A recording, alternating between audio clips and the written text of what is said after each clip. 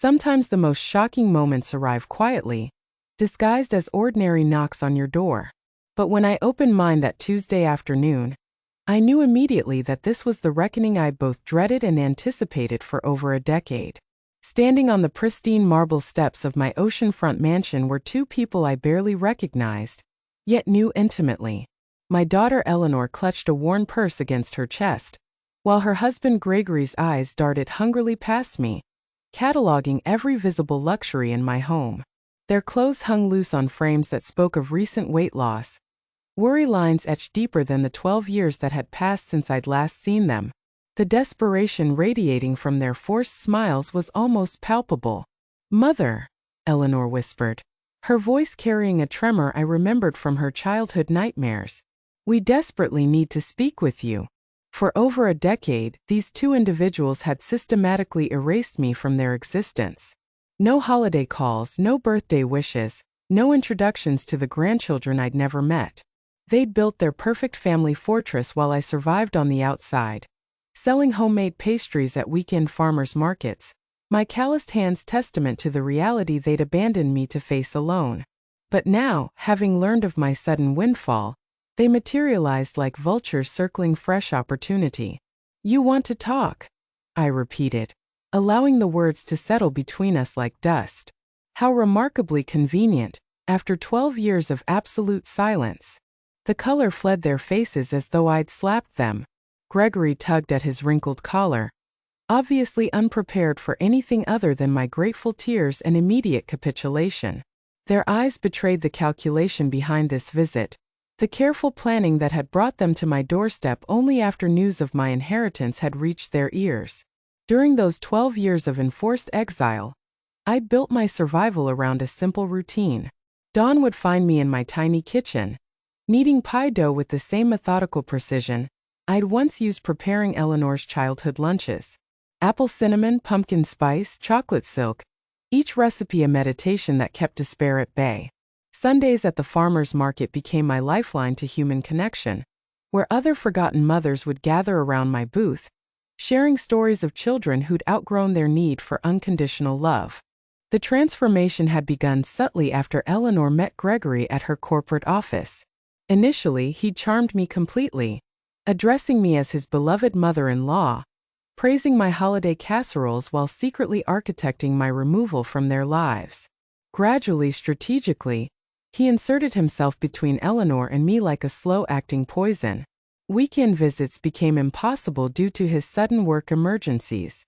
My afternoon calls were intercepted with promises of return conversations that never materialized.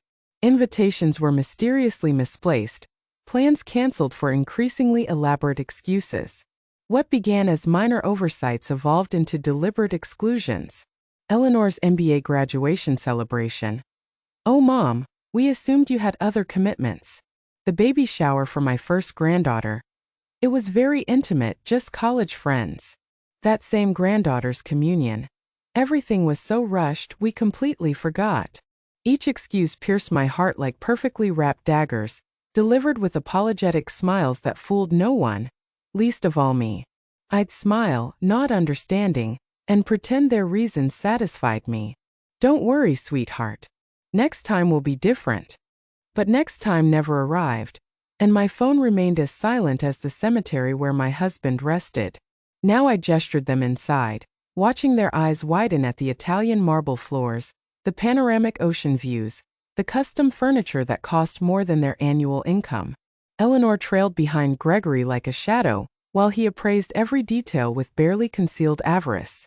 "Please sit," I offered, indicating the cream leather sofa that represented more luxury than they'd seen in recent years. "I imagine you have quite a lot to tell me after so much time." Gregory cleared his throat, assuming that self-important posture he deployed when attempting to impress. "Annabelle, we realize it's been some time since we've connected, but 12 years, I interrupted firmly. "Not some time. 12 precise years since you decided I ceased to exist." Eleanor finally lifted her gaze, tears pooling in eyes that no longer moved me as they once had. I'd shed too many solitary tears to be manipulated by her calculated displays of emotion now. Mom, it wasn't intentional. Circumstances became complicated. Gregory's career. The children. The children I've never met, I replied, feeling years of suppressed rage begin to simmer. My grandchildren who grew up believing they had no grandmother capable of loving them unconditionally. During those dozen years of forced solitude, I'd constructed a routine that preserved my sanity. 5 a.m. mornings preparing desserts with the same devotion I'd once lavished on Eleanor's infant care. Pastry required patience. Caramel demanded constant attention. Baking forgave no mistakes. Those recipes became both my salvation and my livelihood. Sundays at the farmer's market provided my only social interaction. Women like myself would purchase my sweets and linger for conversations about absent children, deferred dreams, the particular pain of maternal invisibility. Martha, a 72-year-old widow, became my closest confidant through shared understanding. She too had been discarded by children who'd married. She too understood the agony of disappearing from lives that had once centered around you. Children assume that once they create their own families, their parents become irrelevant. Martha would observe while buying 3 pies for her neighbors. But when they need something, suddenly they remember we exist. Her prophecy proved remarkably accurate. Watching Eleanor nervously twist her hands while Gregory mentally calculated my net worth, I understood exactly what Martha had meant. Eleanor's transformation had been gradual but relentless. During her marriage's early years, she'd still call occasionally, but conversations became mechanical, punctuated by awkward silences. Gregory's presence loomed in every exchange, his throat clearing and commentary severing our connection like sharp blades.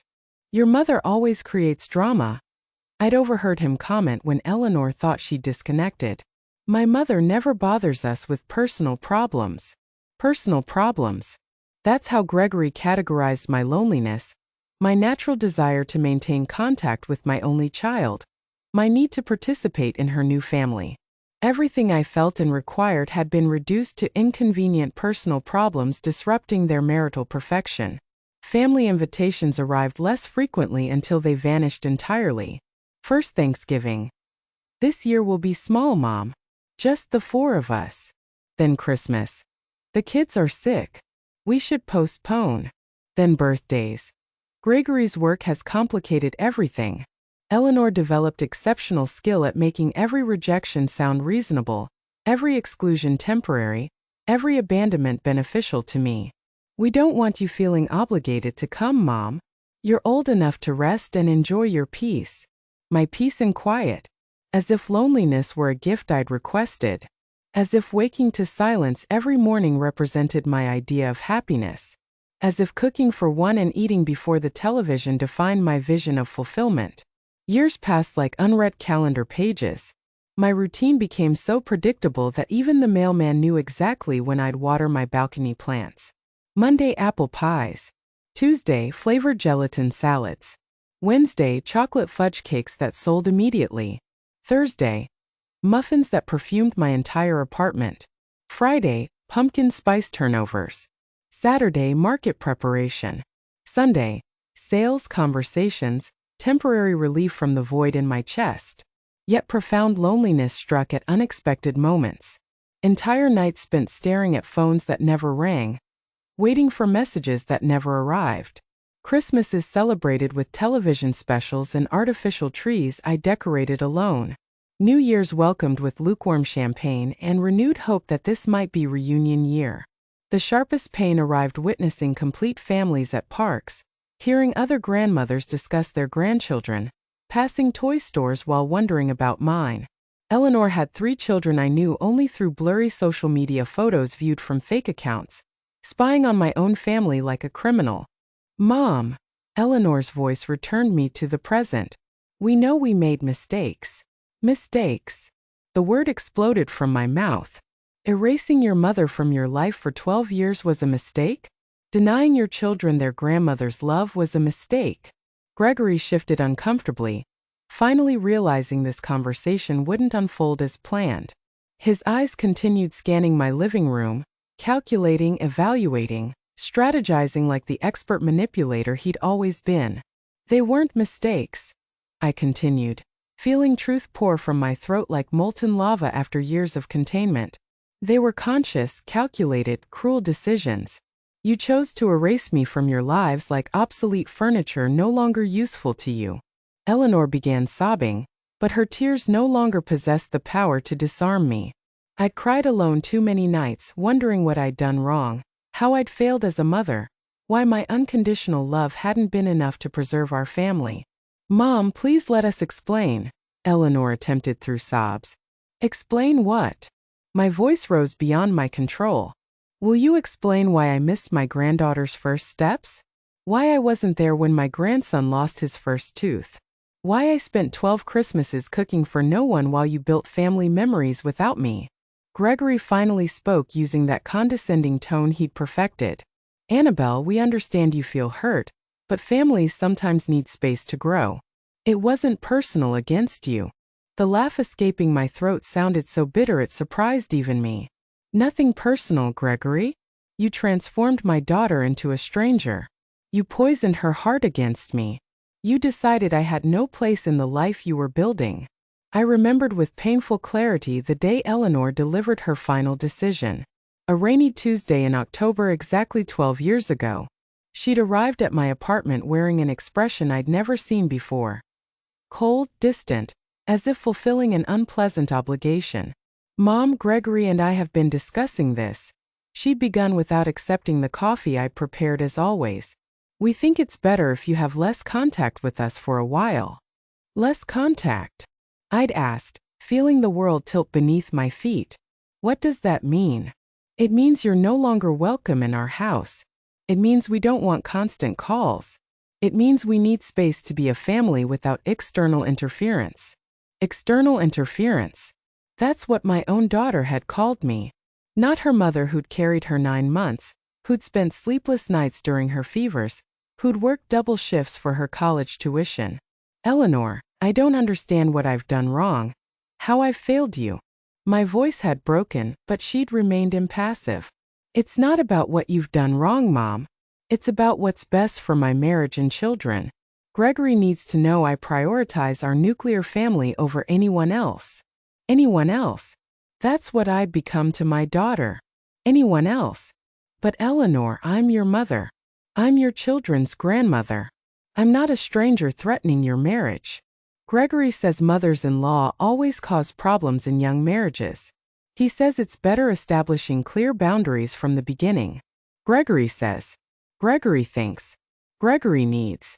At some point, my daughter's voice had become his echo. Her thoughts had been replaced by his. Her heart reprogrammed to beat at his rhythm. And what about what you say, Eleanor? What about what you think? What about your heart? She'd remained silent for long minutes, and momentarily I'd thought the daughter I'd raised with such love would return. But when she spoke, her voice sounded hollow, rehearsed like reciting play lines. I think Gregory's right. I think it's for the best for everyone, including you, Mom. You can have your own life without worrying about us. That was our last real conversation. Afterward, Eleanor became a ghost, occasionally sending cold, superficial texts. Hope you're well, Mom. Happy birthday. Happy New Year. Automatic messages without soul, without love, like corporate customer communications. The first months after that break were my life's darkest. I lost weight. I lost sleep. I lost hope. Every morning I'd wake hoping it was a nightmare, that Eleanor would call apologizing, that everything would return to normal. But the phone remained silent and reality grew heavier daily. Martha saved me from complete depression. She appeared at my door one Sunday morning when I'd spent 3 days in bed without showering, eating nothing but crackers and iced tea. Annabelle, get up. You have 2 choices. Stay here dying in life for a daughter who doesn't deserve you, or build a new life worthy of you. Her words sounded harsh but carried truth's force.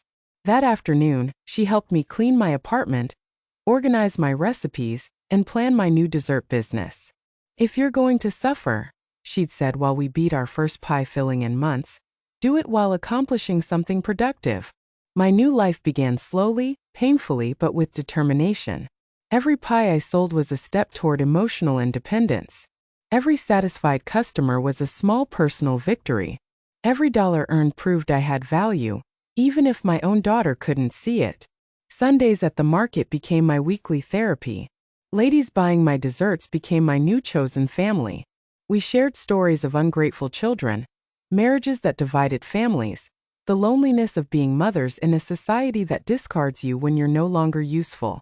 My son tells me I'm too dramatic when I complain he doesn't visit, Joanna told me while sampling my mango gelatin. But it's not drama. It's real pain. It's the basic human need to feel loved and valued by those you brought into this world. Now, sitting in my living room that cost more than everything Eleanor and Gregory owned together, I remembered every tear, every sleepless night, every lonely birthday, and saw them there, small and desperate, seeking something from me after turning their backs for more than a decade. So after 12 years of silence, I said with controlled voice, "What exactly brings you to my door?" Gregory and Eleanor exchanged meaningful looks. Finally, he cleared his throat again. "Annabelle, the truth is we're going through an extremely difficult time. The construction company went bankrupt 6 months ago. We lost all our savings. The house is in foreclosure. Eleanor had to quit her job to care for the kids because we can't afford daycare.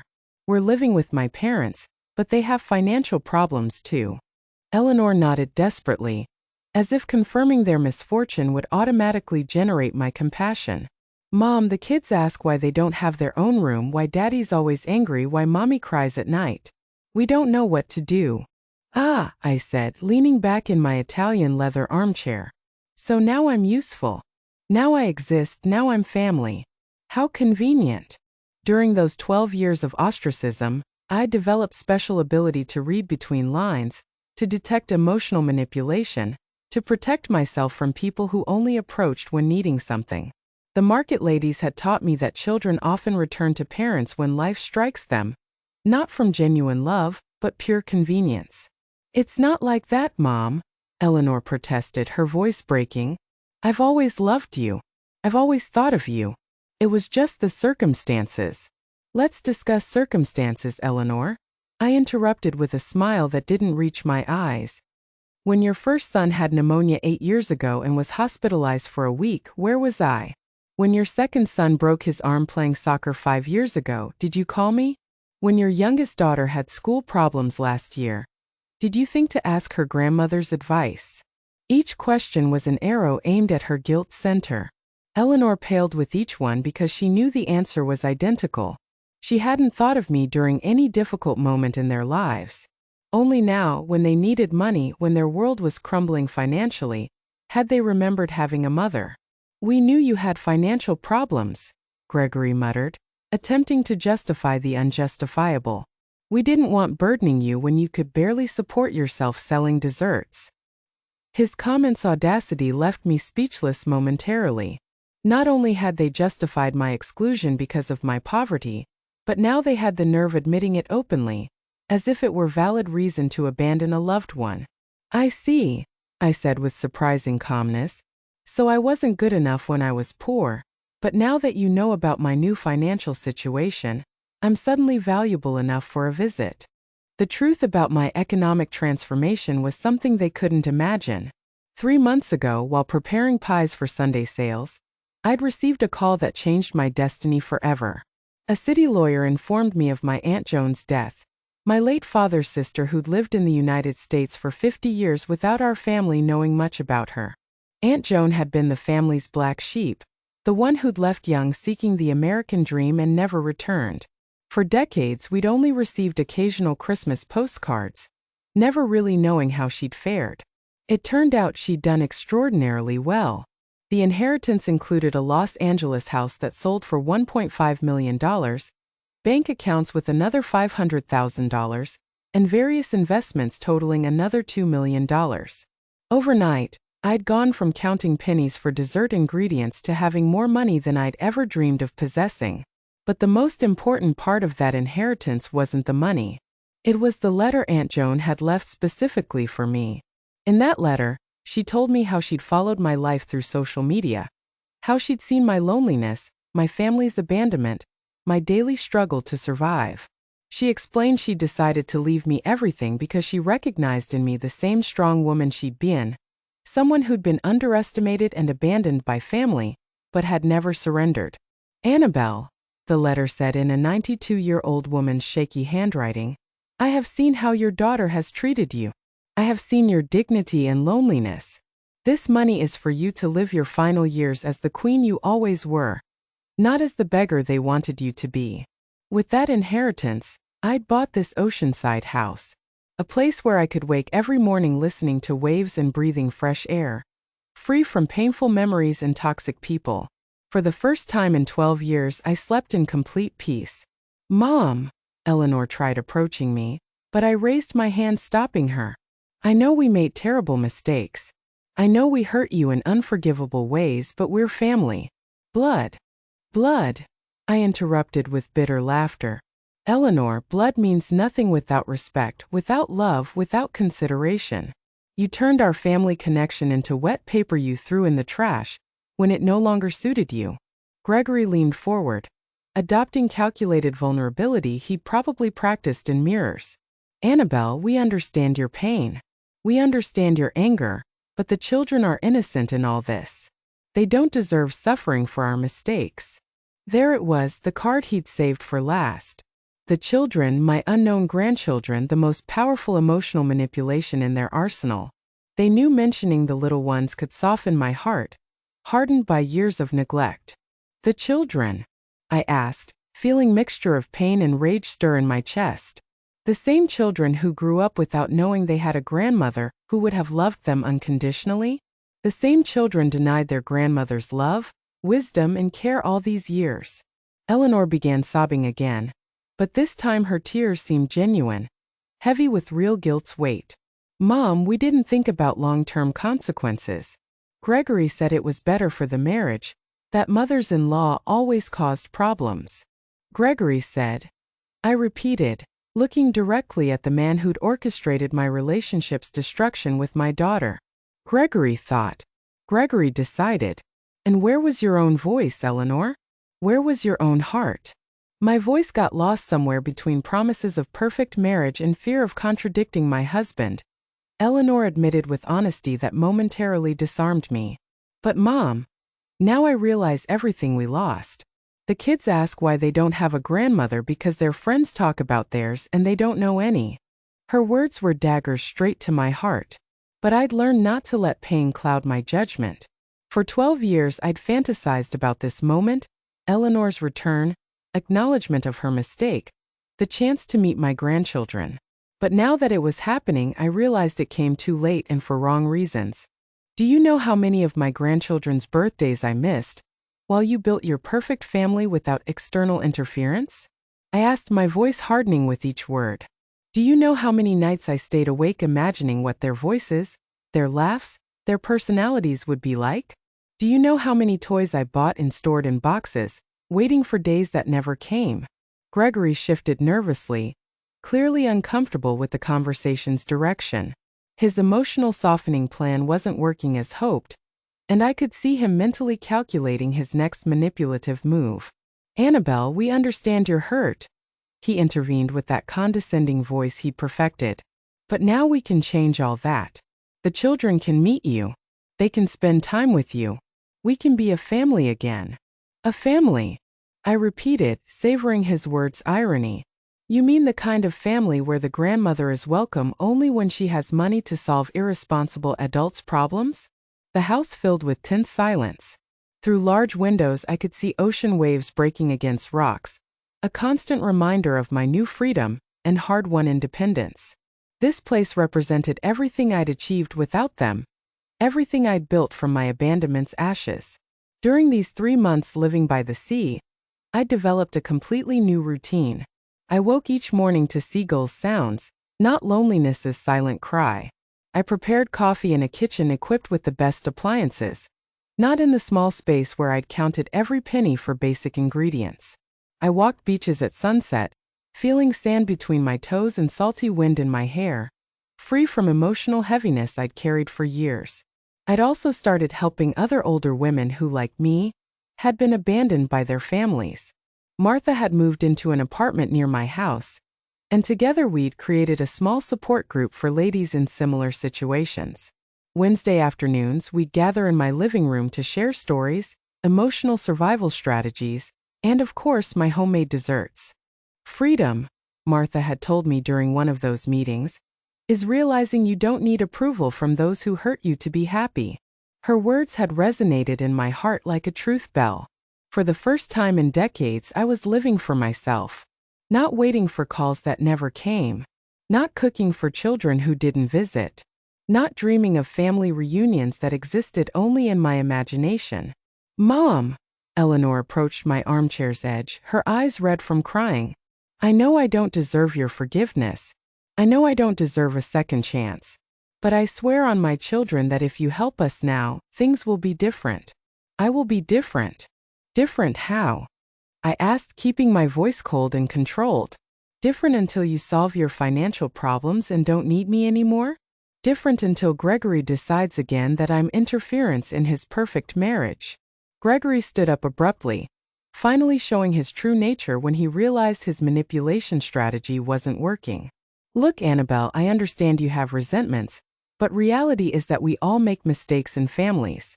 The important thing is moving on, not getting stuck in the past. His comment was like a slap. After 12 years of deliberate abandonment, he had the audacity to minimize my pain as getting stuck in the past, as if my suffering were whimsical choice rather than direct consequence of their cruel actions. Move on. I stood up from my armchair, feeling all my dignity rise like a steel tower.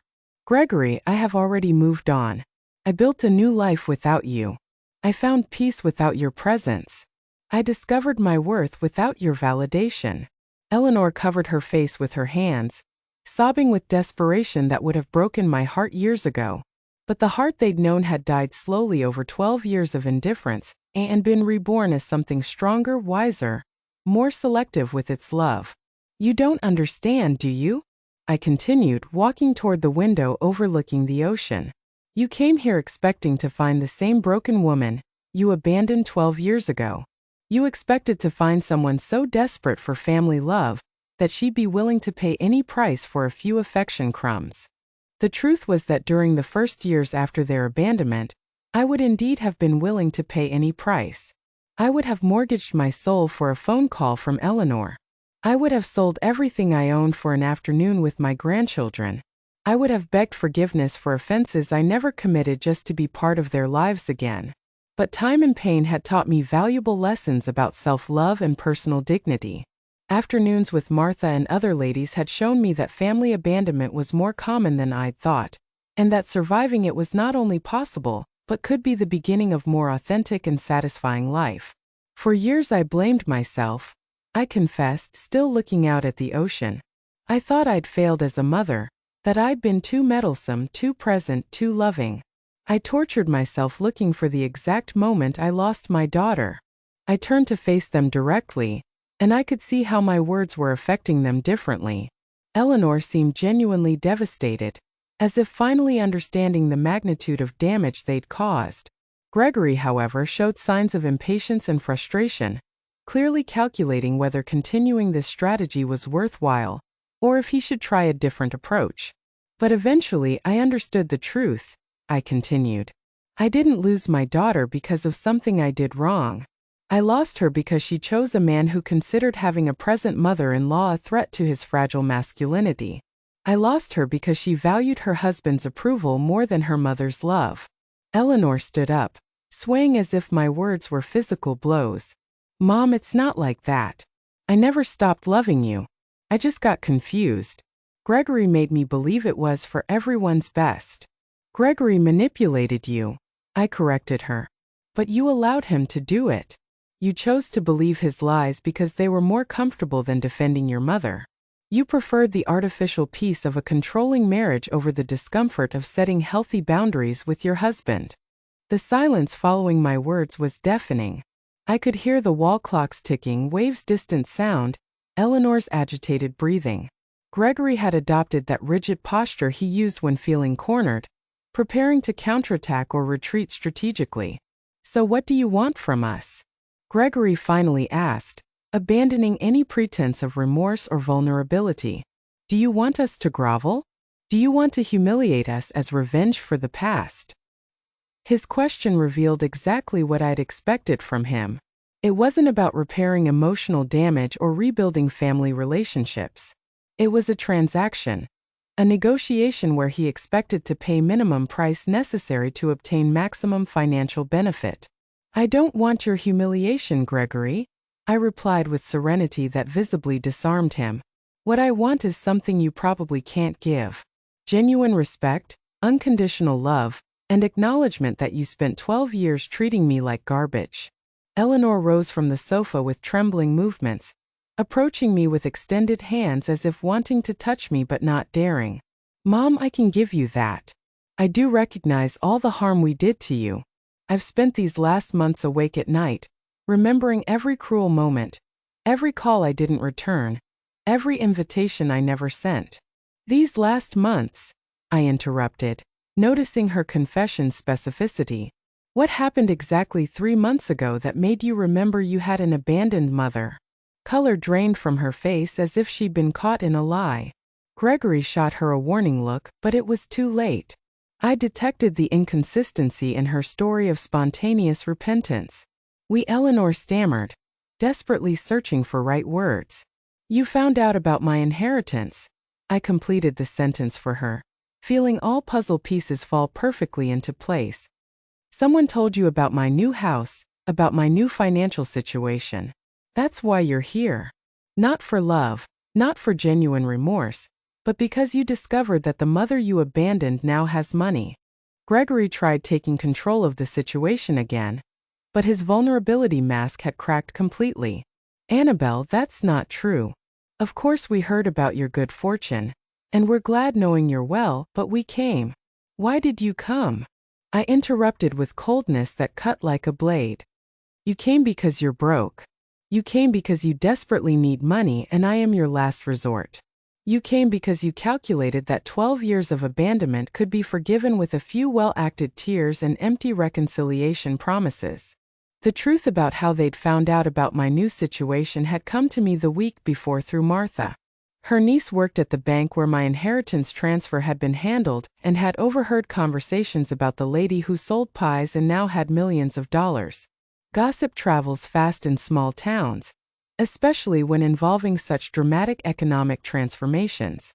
"It was Mr. Peterson from the bakery who told half the town," Martha had explained during one of our coffee afternoons. "He says Eleanor and Gregory have been asking around about you, wanting to know if it's true you got rich overnight." That information had been like a vaccine against any romantic hope I might have harbored for genuine reunion. When I saw them appear at my door, I already knew exactly why they were there and what they wanted from me. "Mom, yes, we found out about your inheritance," Eleanor finally admitted, tears streaming down her cheeks. "But that doesn't mean we're here just for money. We're here because we realized we made our lives' biggest mistake." "You realize now?" I asked, walking to the kitchen and pouring myself a glass of cool water. "You didn't realize during the 12 years I spent crying over your absence. You didn't realize when I spent 3 consecutive Christmases in the hospital with pneumonia, because loneliness had weakened my immune system. You didn't realize when I had to sell my wedding jewelry to pay for medication." Each revelation was a bomb exploding in my living room's tense silence. Eleanor knew nothing about my illnesses, my financial crises, the nights I'd considered it would be easier to simply not wake up the next day. To her, I'd existed in a time bubble, frozen at the moment of her departure, patiently awaiting her eventual return. "We didn't know," Eleanor murmured, but her excuse sounded hollow even to herself. "You didn't know because you never asked," I corrected her. "For 12 years you could have picked up the phone just once to find out how your mother was. You could have sent a text message asking if I needed anything. You could have stopped by my apartment to check if I was still alive." Gregory stood up abruptly, clearly frustrated that his emotional manipulation plan wasn't yielding expected results. "All right, Annabelle, we get it. You're angry. But we're here now. We're here asking for forgiveness, wanting to fix things. Doesn't that count for something?" His question revealed the depth of his misunderstanding of the damage they'd caused. For him, forgiveness was something obtainable by simply showing up and apologizing. As if 12 years of emotional abandonment could be erased with one uncomfortable conversation. What counts, Gregory, is the moment you decided to come. You didn't come when I needed you. You came when you need me. I walked over to the window overlooking the backyard where I planted red roses that were blooming beautifully under coastal sun. Those roses represented my rebirth, my ability to create beauty, even after being cruelly pruned by those who were supposed to care for me. For all these years, I continued without turning to look at them. I developed a very simple philosophy about human relationships. People show you who they really are through their actions, not their words. You showed me that I had no value in your lives when things were going well. Eleanor came up behind me, and I could feel her trembling presence near my shoulder. Mom, we were young, stupid, influenced by wrong ideas about marriage and family. But we've grown up. We've matured. You've gone broke. I corrected her without turning around. You haven't matured. You've gone broke, and now that you need financial help, you suddenly remember you have a mother. The silence that followed was broken by my phone's sound. It was Martha, probably calling for our weekly gardening session. I let it go to voicemail, but her call reminded me of something important. I had a full and satisfying life without them. I had genuine friendships, purpose, peace of mind. I didn't need validation from people who treated me like a disposable object. Do you know what the most painful moment of all these years was? I asked, finally turning to face them. It wasn't when you stopped inviting me to celebrations. It wasn't when you stopped calling. It was when I realized that I loved you unconditionally. But your love for me had conditions that you never clearly explained. Eleanor began sobbing again. But this time her tears seemed to come from a deeper, more genuine place. Mom, I love you. I've always loved you. It's just that I let others convince me that love was problematic for my marriage. And now that your marriage is in financial crisis, I observed, suddenly that love is no longer problematic. How convenient. Gregory had remained silent for the last few minutes, but I could see his mind working, calculating, evaluating, looking for a new attack angle. He finally spoke, adopting a different tone, more direct and less manipulative. Look, Annabelle, let's be honest here. We need financial help. You have money. We're family, even if we've had problems in the past. Isn't it natural for family to help each other in difficult times? His brutal honesty was almost refreshing after so much poorly acted emotional manipulation. At least now we were speaking clearly about what they really wanted from me. It's interesting that you mentioned the concept of family helping each other. I replied with a smile that was anything but warm. Where was that family philosophy when I was working 14-hour days selling desserts to survive? Where was that family solidarity when I had to choose between buying medicine or food? Do you know what's the most pathetic thing about all this? I continued, feeling years of contained pain transform into crystalline clarity that cut like a scalpel. That if you had come a year ago when I was still living in that tiny apartment, when I was still counting coins to buy ingredients, I probably would have welcomed you with open arms. I would have cried with joy. I would have forgiven everything without conditions. I would have cooked for you until I dropped from exhaust.